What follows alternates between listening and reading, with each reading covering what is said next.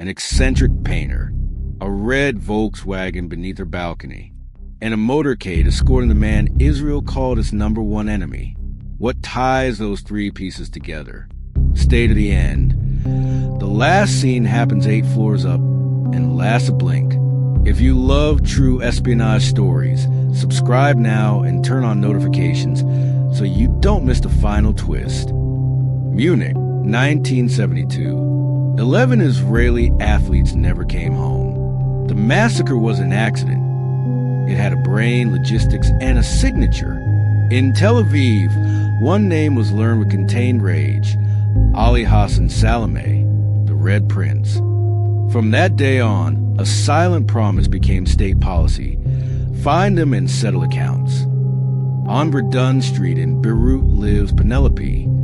She paints, feeds cats, speaks little. Neighbors define her with 2 words: odd and harmless. No one looks twice at her window. No one notices the red Volkswagen parked underneath. Micro Hook, who would set a trap in broad daylight and then stay to watch? Her real name doesn't match the oil paints. She's Erika Maria Chambers. London, good schools, a Jewish mother carrying Europe's grief in her surname, and a daughter with a taste for risk. Geography at university, a red Mini, miles of curves, and the sense that if life doesn't ask something dangerous of you, it's incomplete. That trait knocked on a discreet door: Israeli intelligence. It wasn't a crush, it was a file. Languages, a clean passport, an unmarked appearance. They showed her record with surnames from her own blood, erased in Europe's darkest years. Some decisions aren't made, you're taken by them. Training, learned silences, rehearsed gestures, years sleeping in Europe so that when she acted, it would look like another country had pulled the strings. Micro Hook. What if her real name was precisely her best mask? Late 1978. Beirut keeps its routine of coffee and horns, but another metronome ticks below. The Mossad opens an operation with a dry name: burner, networks, safe flats, multiple passports, and one brief: watch the Red Prince until his habits become predictable. One agent infiltrates his gym, another maps routes, convoys, and guard patterns, and Penelope rents a balcony with a clean view of the target's most valuable routine: the minutes before visiting his wife. Sauna, gym, meetings. Too many civilians around. The city doesn't forgive mistakes. Then an idea uncomfortable in its simplicity: a static car bomb at the point where the convoy must slow down. Not a Hollywood trick, a calculation. Angles, shadows, traffic, seconds. And someone above, steady, eyes on target, nerves of ice. If this story has you hooked, drop a "still watching" in the comments and tell me which espionage case you want next. Your idea could be the following episode. January 22nd, 1979. Soft afternoon.